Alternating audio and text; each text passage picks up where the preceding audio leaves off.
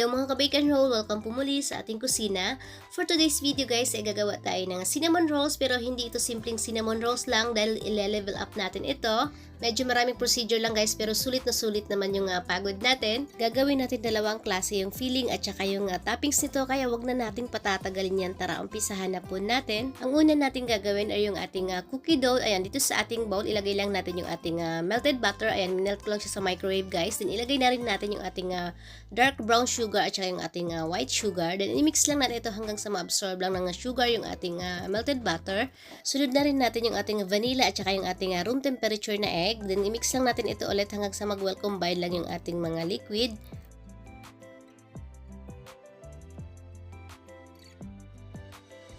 Ilagay naman natin ngayon yung ating dry ingredients, yung ating all-purpose flour at saka yung ating baking soda. Then i-sift lang natin ito guys para maiwasan natin yung mga lumps. Then i-mix lang natin ito ulit hanggang sa ma-absorb lang ng flour yung ating liquid. Gagamit lang tayo dito ng spatula para haluin yung ating mixture para hindi na po natin ma-overmix yung ating cookie dough. Then ilagay na rin natin yung ating chocolate chips. Ayan, 1/2 cup ito guys. Pwede rin po kayo mag-add ng nuts dito guys. Pero ako hindi na ako naglagay kasi pang toppings lang naman natin ito. Tsaka pang filling mamaya dun sa ating cinnamon rolls. Then ayan, kapag wala na tayong nakikita mga dry flour dito sa ating mixing bowl. Ayan, pwede na ito guys. Huwag na natin siyang i-overmix pa. Then tatakpan lang muna natin siya ng cling wrap. At ilagay lang natin siya sa fridge habang gagawin naman natin yung dough natin. Pagsasamahin lang muna natin yung ating warm milk at saka yung ating instant yeast. Then kumuha ako dito ng 1/2 tablespoon ng sugar dito sa ating recipe ng ating dough. Then hahaluin lang natin ito guys. Then i-rest lang natin ito ng mga 5 to 10 minutes. Dito naman sa ating isang bowl, ayan, pagsasamahin lang muna natin yung ating bread flour at saka yung ating all-purpose flour. Kung wala po kayong bread flour, pwede namang all-purpose flour lang yung gagamitin nyo dito guys. Then i-mix lang natin ito. Set aside na muna natin ito. Then dito naman sa ating bowl, ilagay na natin yung ating instant yeast at saka yung ating milk mixture. Ay nakita yung ating yeast guys, nagbubbles na siya. Dapat ganyan din yung yeast nyo kapag gumawa kayo ng dough. Then nilagay ko na rin yung ating 3 large egg at saka yung ating sugar. Hahaluin lang natin ito guys hanggang sa ma-dissolve lang yung ating sugar. Isunod na rin natin yung ating melted butter. Dapat po yung butter natin ay hindi siya mainit guys. Dapat maligam-gam lang siya kapag minicrowave mo siya. Palamigin nyo muna siya guys hanggang sa maging maligam-gam lang siya. Para hindi po mamamatay yung ating yeast kasi kapag nasobran sa init or mainit masyado yung ating butter, may tendency na mamamatay yung ating yeast. Then nilagay na natin yung ating dough hook attachment. Then ilagay lang natin pa konti-konti yung ating flour mixture or yung ating bread flour at saka yung ating all-purpose flour. Dito guys, pwede nyo namang masahin yung inyong dough. Hindi naman kailangan ng mixer dito. Ako gumamit lang ako kasi 6 cups kasi ito guys. Medyo mabigat kaya ginamitan ko na siya ng mixer. Pero kung kayang-kaya naman siyang masahin, ayan, pwede naman. Ganun lang din yung procedure guys. Kapag mamasahin nyo siya, pag naglagay kayo ng flour pa konti-konti lang din hanggang sa mabuo lang yung inyong dough. Or kung gusto nyong itry muna guys, pwedeng kalahati lang muna ng recipe yung gagawin nyo. Nalagay ko na lahat ng ating liquid and continue lang natin yung pag-mix natin or yung pag-knead natin guys hanggang sa magiging smooth at saka elastic na yung ating dough. Ito guys, bali straight dough method yung ginawa natin ngayon. Hindi kagaya dun sa mga dough natin before na kailangan pa natin siyang i-rest then ilagay yung butter. Ito, continue lang natin yung pag-mix natin hanggang sa magiging smooth at saka elastic na siya. Bali 8 to 10 minutes yung pag-mix natin guys hanggang sa kuminis yung ating dough. Ayan, kapag wala nang nakadikit na dough sa gilid ng inyong mixing bowl at nandun lang siya sa gitna dun sa inyong dough hook attachment, ibig sabihin ready na yung inyong dough. Ilagay na natin siya ngayon dito sa ating mixing bowl. Naglagay lang ako dito ng 1 tablespoon na oil. Kukunin lang natin ngayon yung ating dough. Then bibilogin lang natin siya guys para magiging smooth siya. Then siguraduhin po natin yung likod or yung ilalim ng ating dough ay nakasara po siyang maigi guys para hindi siya sisip-sip ng oil pagka nilagay na natin siya dun sa ating mixing bowl. Ayan, ipipinch lang natin yung likod ng ating dough. Then ilagay na natin siya ngayon dito sa ating mixing bowl. At syempre gagawin pa rin natin yung ating window pane test para ma-sure po natin na ready na yung ating dough para sa unang alsa. Then stretch lang natin siya guys gaya dun sa mga una nating ginagawa na mga tinapay. Ayan, kapag na-stretch na natin siya at hindi siya napupunit, ayan, ibig sabihin ready na yung ating dough. Ayan, paalsahin lang natin siya ngayon. Kinoat ko lang siya ng konting oil. Paalsahin lang natin siya ng mga 45 to 50 minutes or hanggang sa magdoble lang siya ng size, guys. Ang next naman natin gagawin, yung ating cinnamon filling. Ayan, dito sa ating saucepan, ilagay na natin yung ating butter. Ayan, i-melt lang natin ito, guys, hanggang sa mag-brown lang siya. Ang tawag dito ay brown butter. Ayan, ginagamit ito yung procedure na ito, guys, sa paggawa din ng mga cookies para kung gusto niyo magiging soft and chewy yung inyong cookies. Ayan, ito yung ginagawa nila, guys. And hanggang sa magiging ganito lang siya, guys, kapag nakikita nyo unti-unti na siya nag-golden brown, ayan, pwede na ito, papatayin na natin yung ating apoy. Palalamigin lang muna natin ito, guys, bago natin ilagay yung ating sugar. Then kapag ito malamig na siya, guys, ayan, ilagay na natin siya ngayon dito sa ating bowl.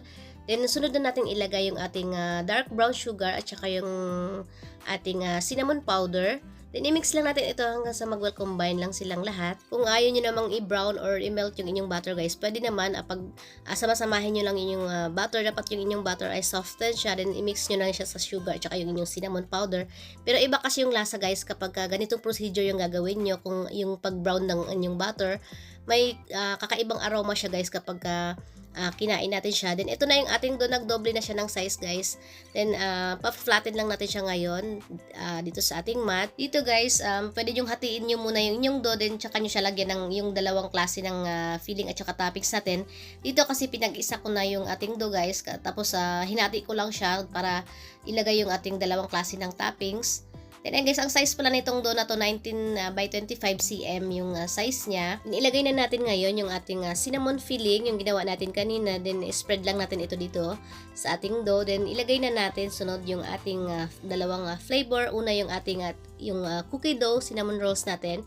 Ayan, kumuha lang ako dito ng cookie dough natin. Then konti-konti lang, guys, ilalapad lang natin siya. Then ilagay natin siya dito sa ating dough. Pwede nyong damihan yung paglagay nyo ng inyong cookie dough. Sa akin, guys, okay na ito yung pakonti-konti lang para hindi ganun kaumay yung ating cinnamon rolls. Then, ayan, pinlatin ko lang siya, guys, para hindi siya umbok kapag i-roll na natin yung ating dough mamaya. Gumamit lang ako dito ng pizza cutter para i-cut yung ating dough. Ito kasi ganitong procedure, guys. Maganda pag ganito kasi pantay yung laki ng ating cinnamon rolls compare dun kapag i-roll muna natin siya parang log. May tendency na hindi magpantay yung ating dough. Minsan manipis yung dulo, then yung bandang gitna ay makapal. So mas maganda tong ganitong technique, guys. Mas mapapadali yung paggawa natin ng ating cinnamon rolls. Ito pa yung isang technique, guys. Kapag i-roll natin yung ating dough, hihilain nyo muna siya pababa, guys, tsaka nyo siya iikot para masikip yung pag-roll natin.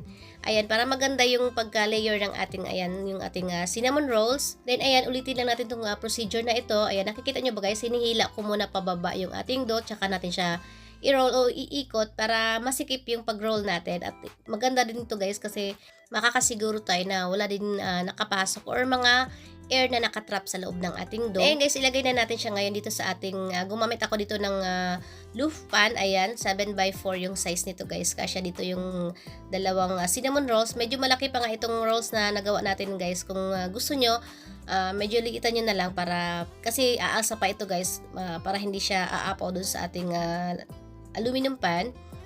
Then, ayan, dito naman sa isang, sa natirang cookie dough natin, nilagay ko lang siya dito sa ating baking pan. Ayan, bali 9 inches yung size nito, 9x9. Kung pangbenta nyo siya, guys, pwede nyo siyang ilagay dun sa loaf pan kasi may takip naman yun, guys, para tatakpan nyo lang siya after nyo siya lagyan ng toppings or ng icing. Pwede rin naman dito sa baking pan, guys. Then, itatransfer nyo na lang siya after nyo siyang mabake kung saan nyo siya ilalagay.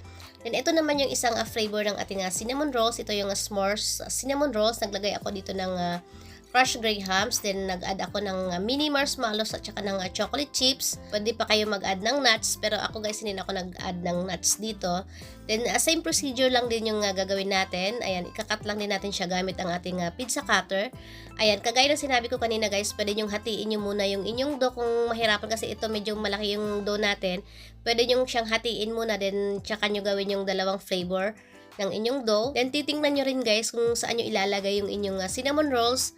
Kasi kung gaya ng sinabi ko kung gaano kalaki yung ating cinnamon rolls, nagdedepende yun dun kung saan natin siya ilalagay. Kasi kapag malaki yung ating cinnamon rolls, then medyo maliit yung lalagyan. Ayan, aapaw kasi siya, guys. So, kailangan tingnan din natin yung size ng ating cinnamon rolls. Itong cinnamon rolls natin, guys, medyo malaki yung size nito. Pero pwede nyong hatiin nyo muna yung inyong dough bago nyo siya i-roll para medyo maliit yung size niya. Pero depende pa rin yun, guys, kung saan nyo siya i-bake. Ayan, kapagka may nakikita kayo dito guys, ayan yung mga nahulog na mga pang-filling natin, pwede nyo naman siya ilagay sa ibabaw ng ating cinnamon rolls. Kung may malaki kayong marshmallow guys, mas maganda kung yung malaki yung ilalagay nyo dito sa ibabaw, or yung pinaka-top ng inyong cinnamon rolls, para kitang-kita siya. Sa akin kasi naubusan ako yung malaki. Pero kapag pang yung filling guys, pwede yung mini marshmallow yung ilagay nyo. And then yung sa ibabaw, yung dito sa ibabaw ng yung cinnamon rolls, yung malaki yung ilalagay natin para maganda siya tingnan at kitang-kita siya. Then paasahin lang natin ito ngayon guys hanggang sa magdoble lang siya ng size, mga 45 to 50 minutes din. Then ito pala yung natirang cookie dough natin. Ayan, binake ko lang siya guys. Then ito na siya. Ayan, hindi naman nasayang yung guys kasi pwede rin natin siya i-stock sa chiller or sa freezer. Ayan, din gagamitin natin siya anytime kung gusto natin kumain ng cookies. Then after 50 minutes guys, ito na yung ating cinnamon rolls. Ayan, umalasa na siya guys. I-bake na natin ito ngayon sa ating naka-preheat na oven ng 160 degrees Celsius ng 18 to 20 minutes or hanggang sa medyo mag golden brown lang yung ibabaw ng ating cinnamon rolls. Then ayan na siya guys, after natin siyang mabake, ayan. Then gagawin na natin ngayon. Ito may natira ako dito guys na cream cheese, yung gumawa tayo nakaraan ng cream cheese ensaymada. Ayan, may natira kasi kaya nilagay ko na rin siya dito sa ibabaw ng ating cinnamon rolls. Pwede nyo rin gamitin yung recipe na yun guys, pero dito kasi gagawa tayo dito ng vanilla glaze. Ayan, pwede rin yung gagamitin natin dito. And ayan, para malaman kung ano yung flavor ng ating cinnamon, naglagay ako ng kalahati ng cookies dito sa ibabaw. Ito yung cookie dough cinnamon rolls natin. Then gagawin naman natin ngayon yung ating vanilla glaze. Ayan, meron tayo ditong 1 cup na powdered sugar. Then meron din tayo ditong heavy cream, pwedeng all-purpose cream or milk ang gagawin natin, or evaporated milk. Basta warm lang siya guys, huwag nating ilagay na malamig para smooth siya at madali siyang humalo dito sa ating powder sugar.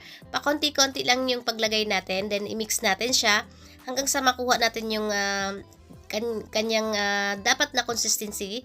Ayan, kapag iangat natin yung ating whisk, ayan, ganito lang yung consistency niya guys. Hindi siya runny, hindi rin siya masyadong malapot. Then nilagay ko lang siya sa piping bag para madali natin siyang ilagay dito sa ibabaw ng ating cinnamon rolls. Ayan, lalagyan lang natin ngayon yung ating cookie dough na cinnamon rolls natin ng vanilla glaze.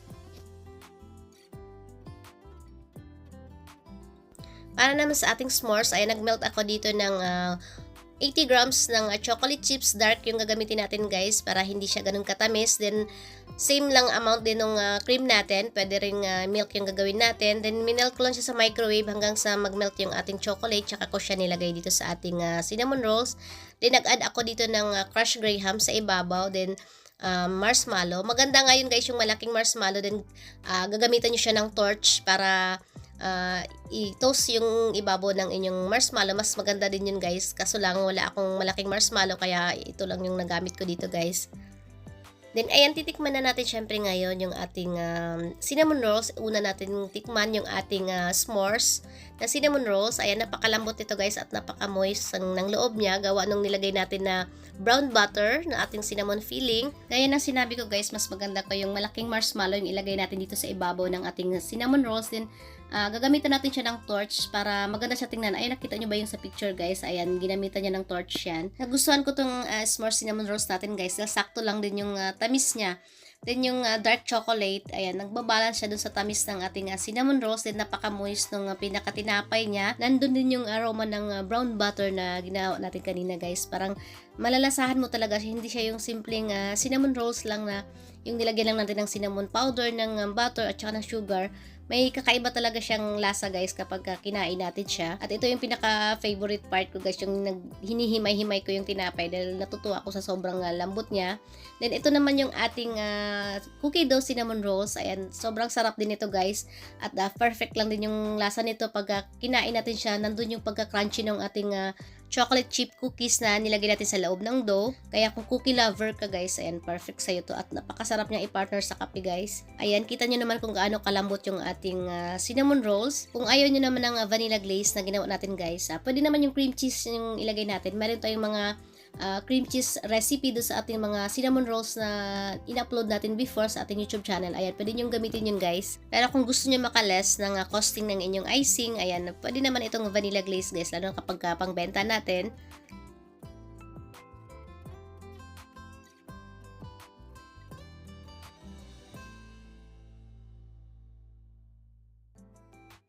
Ganito din ka-moist at ka-chewy yung ating cookie or yung ating cookie dough na nilagay natin sa ibabaw at saka dun sa ating filling. And ito naman yung packaging guys, minsan nilalagay ko siya dito. Ito, binebenta ko ito guys ng 350 pesos kada isang dito sa apata na to, dun sa size ng cinnamon rolls na ginawa ko guys. Medyo malaki kasi yon. Pero kung gusto nyong babaan yung size ng inyong dough, pwede naman. 150 pesos naman dito sa pangdalawahan, dito sa nakalagay sa Lufpan. Ayan, hanggang sa muli, kita-kits po tayo ulit sa aking susunod pang mga videos. Maraming salamat po sa inyong panonood. Mag-iingat po tayo palagi.